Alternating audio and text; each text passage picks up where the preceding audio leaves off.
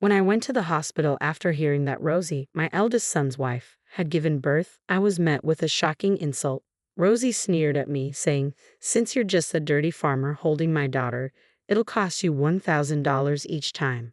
Her words were a cruel jab at my occupation, implying that I was unworthy and unclean. My anger erupted. I had endured previous instances of disrespect, always striving to maintain a civil relationship because she was my son's wife, despite our differences. But this was the breaking point. Rosie's disdain for my profession, her blatant disrespect, and her mocking attitude had filled me with a profound sense of disgust. I resolved in my heart to sever all ties with her. Determined to make a statement, my husband and I left the hospital, choosing not to present the baby gift we had brought. I'm Risa, 63 years old. Since marrying my husband, a farmer, we've worked together in agriculture. We tied the knot in our mid-20s and were blessed with 2 wonderful sons. Farming is no easy task. It demands early mornings and relentless work with few days off. Despite the challenges, with support from family and neighbors, we managed to raise our boys well. Now grown, our sons have taken different paths. Our eldest, even, secured a position at a major IT company, while our younger son, Tim, works at City Hall. With the children grown, my life settled into a rhythm of work and leisurely moments like enjoying tea with neighbors. Tim married Sharon, a local classmate, a few years after starting his job, and they built a house nearby, visiting us often. Even, on the other hand, seemed entirely absorbed in his career and never spoke of marriage. As he approached 30, I grew increasingly concerned about his single status, but he appeared so content with his work that I hesitated to press him. Everything changed when Avon turned 35. He brought a woman home and introduced her, saying, "This is Rosie. We're dating and planning to get married." I was taken aback but inwardly thrilled when Avon introduced Rosie. She seemed a bit shy but charming and sweet. At 28, she was younger than Avon, though such age differences are not uncommon these days. I was delighted that Avon had found someone special, but Rosie's demeanor shifted noticeably when we discussed our work. "So, your parents are farmers?" she asked, her tone tinged with surprise. "Yes, that's right. We primarily grow leafy vegetables like arugula. The produce we harvest is really fresh and tasty. We just picked some this morning. Please take some with you. I'd love for you to try them." Rosie's smile faded into a look of discomfort. I wasn't sure if I had said something wrong, but before I could dwell on it, Avon smoothly changed the subject. As Avon and Rosie were preparing to leave, the tension lingered, leaving me with an uneasy feeling.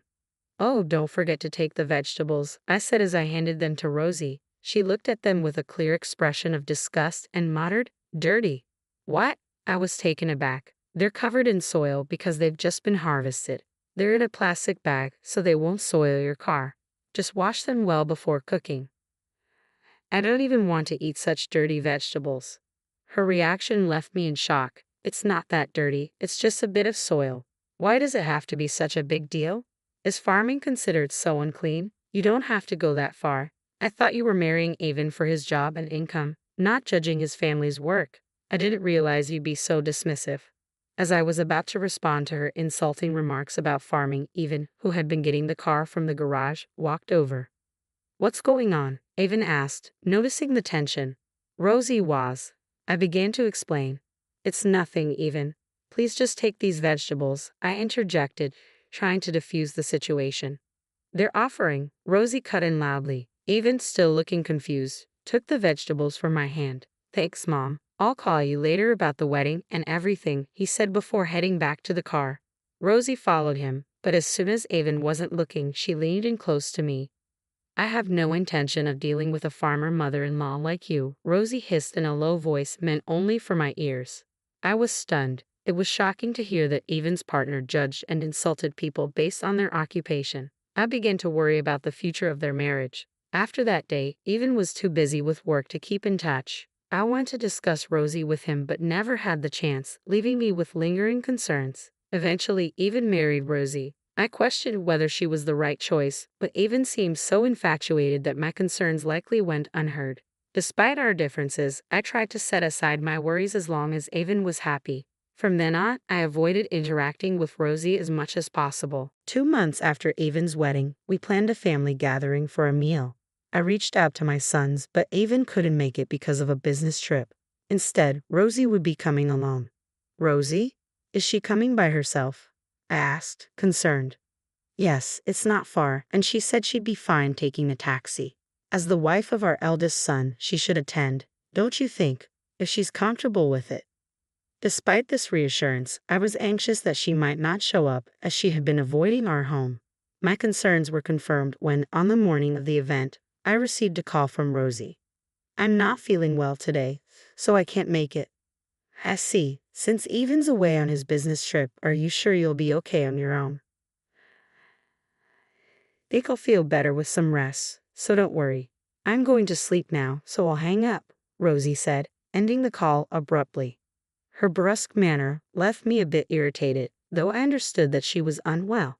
Still, I couldn't dwell on it for long as I needed to focus on preparing the meal.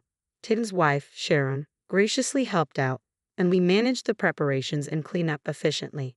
Sharon, thank you for your help, as always, I said. It's no problem at all. Is there anything else you need? No, everything is set. Oh, I received a cake. Would you like some before you leave? Sure, I'd love some, Sharon replied. And what about you, Tim? Really? That sounds great, Tim responded, pleased with the offer. Tim nodded happily as I began preparing the cake and coffee. Just then, I received a call from a relative who had joined us earlier.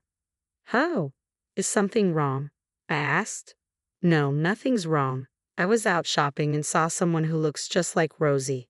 She's having a good time with an unfamiliar man. I'll send you a picture. Could you take a look? After hanging up, the relative sent the photo. What's this?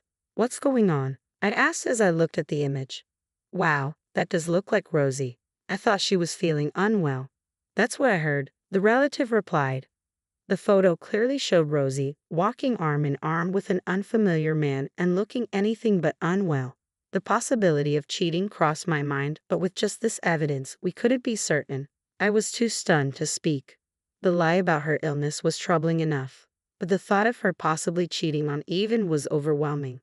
Confronting her about it might lead to evasive explanations, and I was at a loss for how to tell Evan, who was eagerly looking forward to their wedding, that he might be deceived. Yes, you're right. Although they were legally married, the wedding ceremony was still 4 months away. Evan, despite his busy schedule, was dedicated to planning a beautiful celebration for Rosie. I couldn't bring myself to tell Evan that he might be cheated on, especially without solid evidence. Tim's comment left us all sighing in frustration. About 6 months later, Rosie gave birth to a child. Her pregnancy had come to light shortly after the suspicions of infidelity surfaced. Despite my lingering doubts about her fidelity, I was genuinely thrilled about the arrival of my first grandchild. When we heard the news, my husband and I went to the hospital. In the room, Rosie was holding the newborn. Congratulations on the birth. How are you feeling now? I asked. Still a bit tough, but better than I expected, Rosie replied. I'm glad to hear that. Is Evan at work? He was here until just a moment ago, but he left after getting a work call, Rosie said, gently stroking the baby. She's adorable. May I hold her? At my request, Rosie's expression soared. What? No, absolutely not. Don't touch her. Why would you say that? I asked, taken aback. Because it's dirty. Farmers always have dirt under their nails, don't they? I can't let such hands touch my daughter. She looked at me and my husband with disdain. If you really want to hold her, it'll cost you. Mother-in-law, you're dirty, so holding my daughter costs $1,000 each time. Given your background as farmers, you probably don't have that kind of money. I was overcome with anger as Rosie laughed mockingly. Despite my efforts to treat her with respect as my son's wife, even though we didn't get along, I had reached my breaking point. Rosie's contempt for people's occupations and her insulting remarks had filled me with disgust. I resolved in my heart that I would have nothing more to do with her. Then I'll give up, I said, and with that, I left the hospital without leaving the baby gift. Half a year later, Tim and his wife welcomed a long-awaited grandchild, a charming baby boy who was so adorable that everything he did seemed precious. As I was focusing on preparing for my grandson, Rosie suddenly arrived at our house. Hey, is it true that you bought Sharon a stroller and baby clothes? She demanded, her voice full of anger. I sighed. What's this about? Yes, we bought Sharon a stroller and clothes. Is there a problem with that? I asked. Why buy gifts only for Sharon? You never buy anything for my daughter, Rosie retorted. That's because you called me dirty, I replied. I figured you wouldn't want anything from someone you deemed unclean. Rosie's face twisted in frustration. Well, if I could get presents, it's a different story. I thought it was pointless to be nice since you're poor, but if you're giving such nice things, maybe it should have been more cordial. With a sigh, she continued, I'm surprised you could afford such a nice stroller on a farmer's income. It's a popular brand, even among celebrities, right? It was expensive, but it's lightweight and easy to maneuver, so I thought it was a good choice. And just so you know, despite what you say about being poor, we earn about $70,000 a year. There's no way a farmer can earn that much, Rosie said dismissively. I sighed again, frustrated with her ignorance. Our farm is large and efficient, with machinery that helps us harvest a substantial amount of vegetables. The quality of our produce allows us to sell at a higher price. We have contracts with restaurants across the country and sell directly, ensuring a stable income with no surplus. You clearly don't understand farming, yet you make such unfounded claims. I have no intention of continuing any association with you, so please leave. But it's unfair that you only bought gifts for Sharon. You didn't even give me a baby present, Rosie protested. I'm sorry, but I won't give a gift to someone who calls me dirty. We always give gifts to Sharon as a token of our appreciation for her help. She actively participates in family gatherings, assists with household chores, and even helps me with technology, which I'm not great with. It's our way of showing gratitude for her constant support. There's no reason to give gifts to someone like Rosie, who does nothing but make rude comments. Still dissatisfied, Rosie continued to complain loudly outside our house. As her ruckus started to attract unwanted attention from the neighbors, Even emerged from the house. What's going on here? He asked, clearly annoyed. What? Why is Even here? I thought you were at work, Rosie said, surprised. I took the day off. I needed to ask something, Even replied. Rosie gaped at his unexpected arrival. Evan then turned to her and asked, Why are you insulting my mother and demanding gifts? How can you say such things? It's not like that, Rosie stammered. Caught off guard in front of Even, who she had always tried to impress, Rosie began to panic. I just told her to stop because she tried to touch the baby with dirty hands. Then she got angry and started being mean to me. That's terrible, don't you think? You don't need to lie anymore. I can't trust you now, Rosie, Even said firmly. Why do you trust Mom over me? Rosie demanded. Because, Rosie, you've lied multiple times. You said you were too sick to attend the family gathering, but you were out having fun, weren't you? And then you told me you attended the gathering. Rosie shot me a furious glare in response to Even's accusations. Unfortunately, it wasn't me who revealed this to him. A relative who saw Rosie out shopping had informed Even.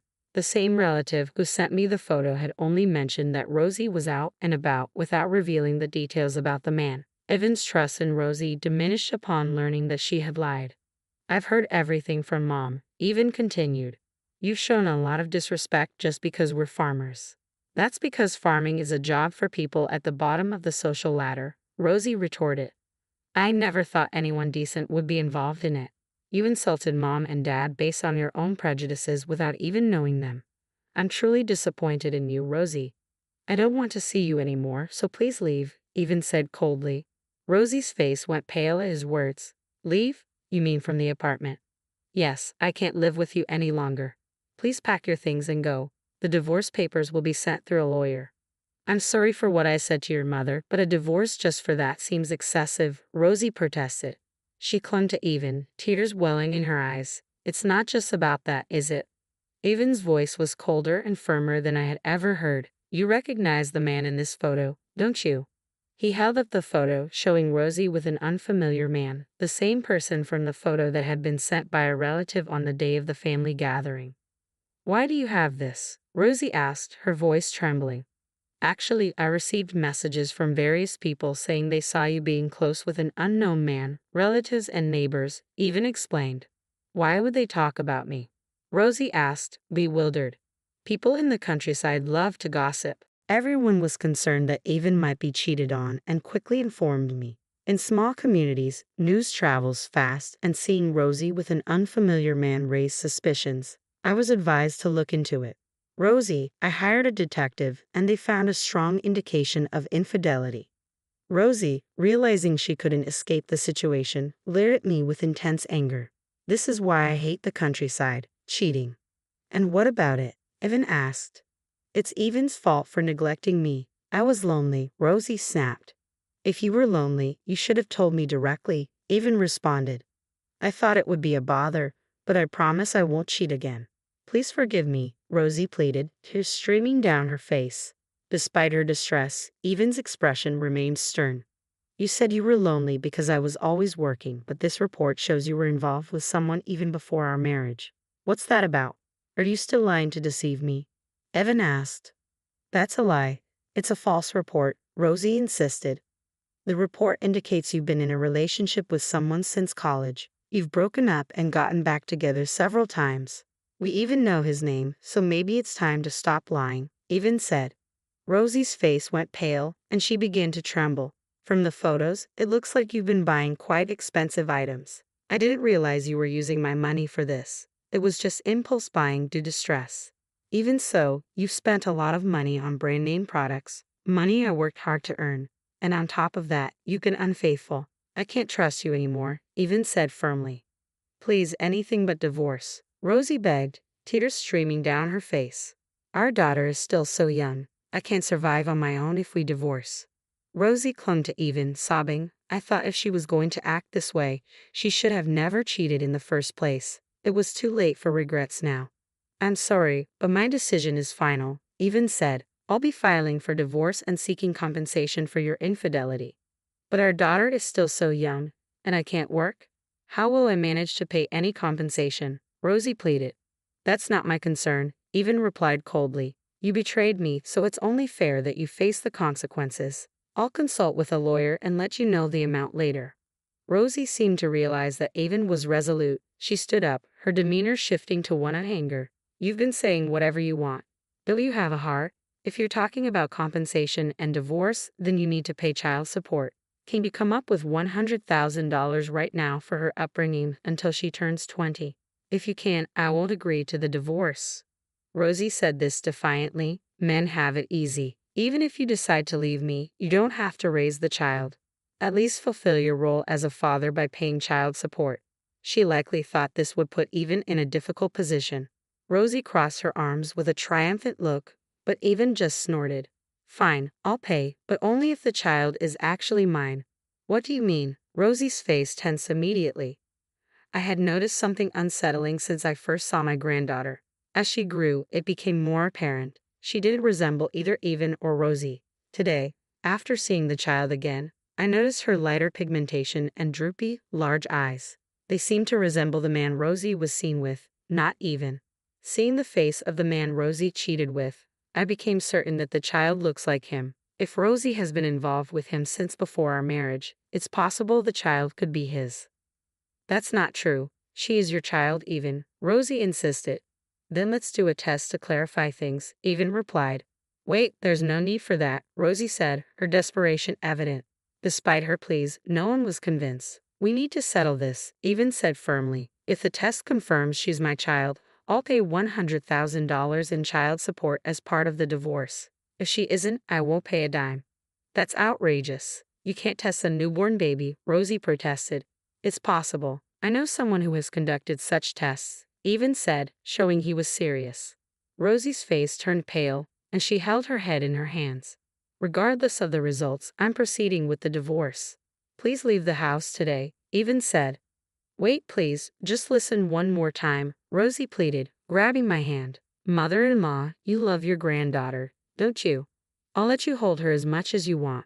Just forgive me. Rosie clung to me, but I had no intention of forgiving her after all the disrespect she had shown. It doesn't matter anymore. I don't need to hold her. Please stay out of our lives. How can you say that? Rosie cried out, but Evan ignored her pleas and closed the front door. For a while, the sound of Rosie pounding on the door and shouting filled the air. But she eventually left when neighbors began to gather. With Rosie successfully removed from our lives, I was relieved to cut ties with her as well. Later, a DNA test confirmed that the child was not Evan's. As a result, Rosie was not entitled to child support and instead faced the financial burden of paying compensation. Having been ousted from the house, Rosie turned to the man she had cheated with for help. However, he abandoned her, unwilling to care for the child. With no other options, Rosie returned to her parents' home in Philadelphia, a remote area even more isolated than where we lived.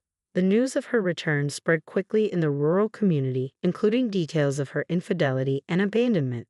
She now seems to be living a quiet, uncomfortable life. After the divorce, Evan threw himself into his work and earned a promotion. With no personal expenses, he generously took my husband and me on a trip, citing his newfound financial freedom. Given Evan's family-oriented nature, I believe you will make a wonderful husband and father in the future. I genuinely hope for beautiful new beginnings for